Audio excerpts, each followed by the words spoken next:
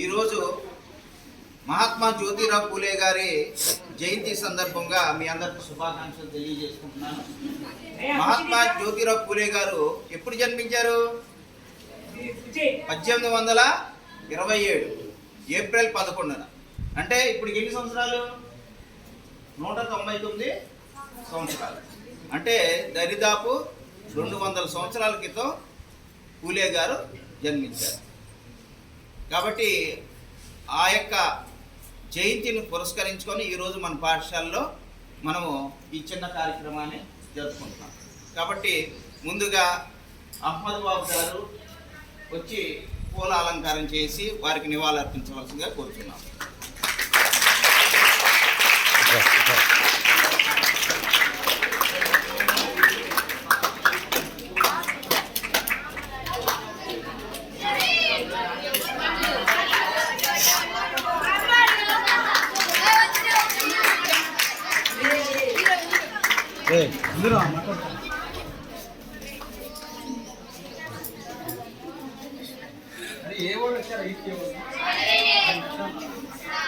ఉపాధ్యాయులందరూ కూడా వచ్చి వీరికి నివాళులర్పించవలసిందిగా కోరుతున్నాం. పూలే గారికి నివాళులర్పించవలసిందిగా కోరుతున్నాం.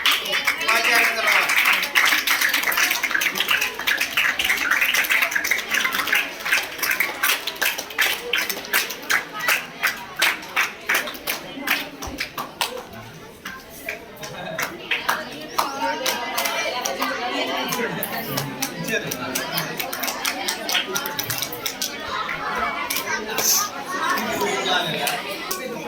అన్న టీచర్స్ రారేంటి?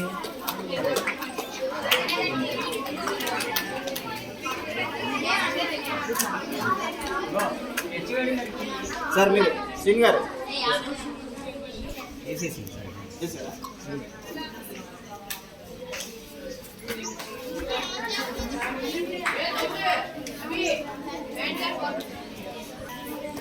మహాత్మా జ్యోతిరావు పూలే గారు మన సమాజానికి భారతదేశంలో ఈయన జన్మించింది 1827 జన్మించారు. అప్పుడు పరిస్థితులు మన భారతదేశంలో చాలా అస్తవ్యస్తంగా ఉంది, ఇప్పుడులాగా లేదు. అప్పుడు పూలే గారు ఏం చేశారు? అందరికి విద్య కావాలి, ఈ అసమానతలన్నీ తొలగిపోవాలంటే అని ఆయన ఊహించి దాన్ని అమలుపరచడానికి ముందుగా ఆయన విద్య నేర్చుకున్నాడు. ఆ రోజులో భారతదేశం అక్షరాస్యత చాలా తక్కువగా ఉంది, చాలా తక్కువ అన్నమాట. అలాంటి సమయంలో పూలే గారు విద్య నేర్చుకొని ఏం చేశారు? ఆయన చదువుకుంటమే కాకుండా వాళ్ళ స్నేహితులకి మరియు వాళ్ళ యొక్క ఫ్రెండ్స్కి, వారి యొక్క చుట్టుపక్కల ఉన్నటువంటి నైబర్స్కి అందరికి కూడా విద్యను నేర్పించారు. అంతేకాదు ఆయనకి చిన్నప్పుడే వివాహం అయింది. చిన్నప్పుడే వివాహం అయినప్పుడు ఏం చేశారు? ఆయనతో పాటు వాళ్ళ భార్య కూడా, ఆ భార్య పేరేంటి? సావిత్రిబాయి పూలే గారు. సావిత్రిబాయి పూలే గారికి కూడా ఆయన విద్య నేర్పించి ఆ సమాజంలో ఉన్నటువంటి అసమానతలన్నింటిలో రూపుమార్పడానికి ఆయన సత్యశోధక్ అనేటువంటి ఒక సమాజాన్ని స్థాపించాడు. ఏం స్థాపించాడు? సత్యశోధక్ అనేటువంటి ఒక సమాజాన్ని స్థాపించాడు. ఆ సమాజం యొక్క లక్ష్యం ఏంటంటే బాలికలకు విద్య నేర్పించుట, బాలికలకు విద్య నేర్పించుట, వితంతువులకు విద్య నేర్పించుట, వాళ్ళకి ఆశ్రయం కల్పించుట. ఇలా ఒక గొప్ప కార్యక్రమాన్ని ఆయన చేపట్టాడు. ఎందుకని బాలికలకి మరియు వితంతువులకి విద్య నేర్పించాలి అంటే బాలికలకి వితంతువులకి ఎందుకని నేర్పించాలనుకున్నాడు? భారతదేశంలో స్త్రీలకి విద్య నిషేధం ఆ రోజుల్లో. ఇప్పుడు మన స్కూల్లో చాలామంది మహిళా టీచర్స్ ఉన్నారు, చాలామంది జెంట్స్ కన్నా ఎక్కువ మంది ఉన్నారు. మరి ఆ రోజుల్లో అసలుకి స్త్రీలకు విద్య లేదు, అంటే లేడీ టీచర్లు ఎవరు లేరు. అసలుకి ఎవరు చదువుకోకూడదు, ఇళ్లల్లో ఉండాలి, ఇంట్లోనే పని చేసుకోవాలి, వంటింటికే పరిమితం అవ్వాలి అన్నటువంటి ఒక మూఢనమ్మకం ఆ రోజుల్లో ఉంది. దాన్ని అధిగమించాలంటే ఈ స్త్రీలు బాలికలు అందరూ విద్య నేర్చుకోవాలని ఒక మంచి సంకల్పంతో ఈ యొక్క జ్యోతిరావు పూలే గారు ఏం చేశారు? స్త్రీలకు మహిళల కొరకు ప్రత్యేకంగా ఒక పాఠశాలను ఏర్పాటు చేశారు, హాస్టల్ను ఏర్పాటు చేశారు. అదే సత్యశోధక్ సమాజ్. సత్యశోధక్ సమాజ్. దాని ద్వారా ఆయన ఎంతోమందికి విద్య నేర్పించి ఈరోజు మన ఇక్కడ ఉన్నటువంటి టీచర్స్ అందరూ ఇక్కడ కూర్చొని మీకు పాఠాలు చెప్తున్నారంటే ఆయన పుణ్యమే. ఈరోజు నేను ఇక్కడ నిలబడి మీకు చెప్తున్నానంటే ఆయన పుణ్యమే. ఎందుకని? ఆ రోజున అందరికి విద్య లేదు కాబట్టి ఆ మహానుభావుడు సమాజంలో చాలా మార్పులు తీసుకొచ్చాడు, అందరికీ విద్య నేర్పించాడు. కాబట్టి అలాంటి గొప్ప వ్యక్తిని మనం తలుచుకుంటాం మనకి ఎంతో మంచిది అన్నమాట. అంటే అలాంటి వాళ్ళని స్మరించుకొని వారి జ్ఞాపకాన్ని గుర్తుంచుకోవటం కొరకు ఈరోజు ఈయన జయంతిని మనం చేసుకుంటాం. కాబట్టి ఈ కార్యక్రమాన్ని ఉద్దేశించి మన ఉపాధ్యాయులు కూడా మీకు 4 మాటలు తెలియజేస్తారు. రండి మేడం. ఓకే సార్, అలాగనే ఏప్రిల్ అంటే వాళ్ళ మహాత్మా జ్యోతిరావు పూలే. ఓకేనా? జ్యోతిరావు పూలే ఏంటి? జ్యోతిరావు పూలే ఎందుకు వచ్చింది? అంతకుముందు మాస్టర్, మన హిందీ మాస్టర్ సావిత్రిబాయి పూలే చేస్తున్నారు. గుర్తుందా మీకు? వాళ్ళకి ఏమైనా సంబంధం ఉందా? ఉందా లేదా? ఏం చెప్పండి, ఏంటిది?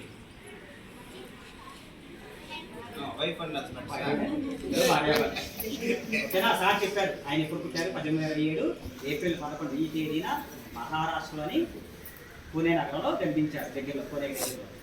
ఓకేనా? ఆ టైంలో వాళ్ళు ఏంటంటే మా నాన్నగారు కూరగాయల వ్యాపారం చేసుకుంటా ఉండేవారు. వినాలి అందరూ, వాయిస్ చేస్తూ ఉంటే అప్పుడు మహారాష్ట్రలో ఎవరుండేవాళ్ళు? మహారాష్ట్ర ద గ్రేట్ మహారాష్ట్రకి ఎవరప్పుడు ఎప్పుడైనా మహారాష్ట్ర గురించి? మహారాష్ట్ర ఎవరు గుర్తుకొస్తారు మనకి? ఛత్రపతి శివాజీ. ఓకేనా? ఈ శివాజీ తర్వాత శివాజీ పీష్వాల్ అనేవాళ్ళు రాజుగా వాళ్ళు పరిపాలిస్తూ ఉండేవాళ్ళు. వాళ్ళ దగ్గర వీళ్ళ నాన్నగారు కూరగాయల వ్యాపారం చేసుకుంటూ ఉండేవాడు. అలా కూరగాయల వ్యాపారం నుంచి పూల వ్యాపారం ఆ పీష్వాల దగ్గర చేస్తూ ఉన్నారు. ఆ పూల వ్యాపారం చేస్తూ ఉండగా వీళ్ళకి ఆ పూల వ్యాపారం చేస్తున్నారు కాబట్టి వీళ్ళకి అలా పూలేగా వీళ్ళకి వెనకాల పేరుకి పూలే అంటే వచ్చేసేసింది ఏంటి. ఓకేనా? సావిత్రిబాయి పూలే, జ్యోతిరావు పూలే. అయితే వీళ్ళు ఏం చేశారంటే చిన్నప్పటి నుంచి ఎడ్యుకేషన్లో ఆడపిల్లలకి ఎడ్యుకేషన్ కోసం బాగా ట్రై చేశారు. అప్పట్లో ఆడపిల్లలు స్కూల్కి రావాలన్నా సరే ఎవరు పంపించేవాడు కాదు. ప్లస్ వీళ్ళు ఏం చేశారంటే వీళ్ళ కోసం ప్రత్యేకంగా ఆడపిల్లల కోసం స్కూల్ ఏర్పాటు చేస్తే ఈవెన్ ఎవరు కూడా టీచర్స్ పాఠాలు చెప్పడానికి టీచర్స్ కూడా రావాలి. అలాంటిది వీళ్ళిద్దరే భార్యాభర్తలు ఇద్దరు కలిసి ఆడపిల్లలు గుర్తుపెట్టుకోండి, మగపిల్లలు ఆడపిల్లలు ఇద్దరు డెవలప్ అయితేనే ఏదైనా సమాజం డెవలప్ అవుతుంది. ఎవరైనా ఒకళ్ళు అప్పుడు ఇదిగా ఉంటే ఇంకొకళ్ళు డెవలప్ ఉంటే ఎప్పుడు కూడా సక్సెస్ అవ్వదు.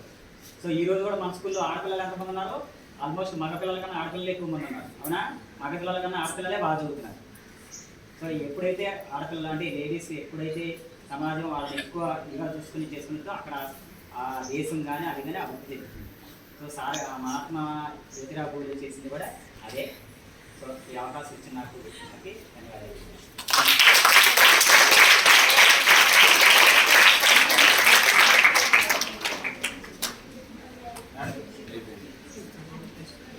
ఇప్పుడు విద్యార్థులు నాంచరయ్య గారు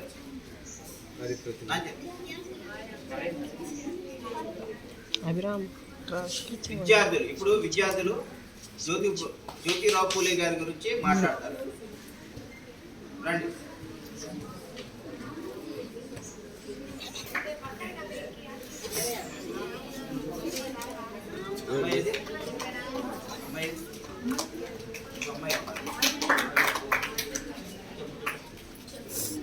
अरे अब्राम स्पीच बन रहा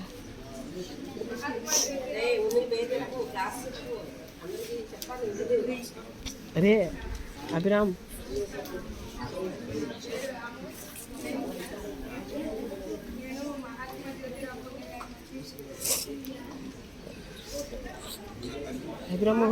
अब्राम स्पीच बोल रहा है.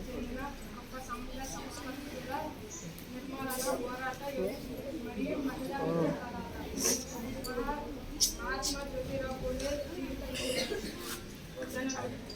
11 ఏప్రిల్ 1827న మహారాష్ట్ర సతారా జిల్లాలో జన్మించారు.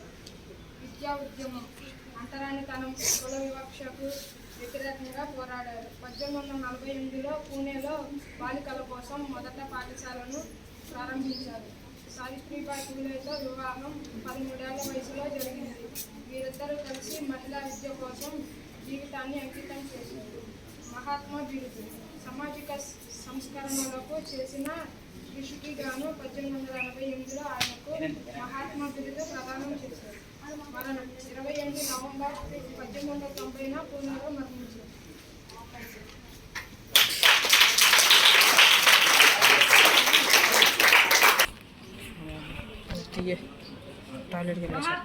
మహాత్మా జ్యోతిరావు పూలే మహారాష్ట్రకు చెందిన గొప్ప సంఘ సంస్కర్తల నిర్మాణ పోరాట యోధుడు మరియు మహిళా విద్యా ప్రదాత. మహాత్మా జ్యోతిరావు పూలే జీవిత విశేషాలు. జననం 11 ఏప్రిల్ 1827 మహారాష్ట్రలోని సతారా జిల్లాలో జన్మించారు.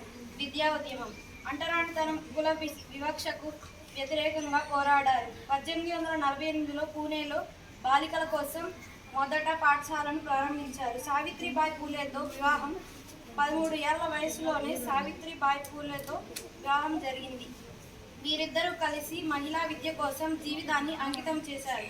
సామాజిక సంస్కరణలకు చేసిన కృషికి గాను 1888లో ఆయనకు మహాత్మా బిరుదు ప్రదానం చేశారు. మరణం 28 నవంబర్ 1890న పూణేలో మరణించారు.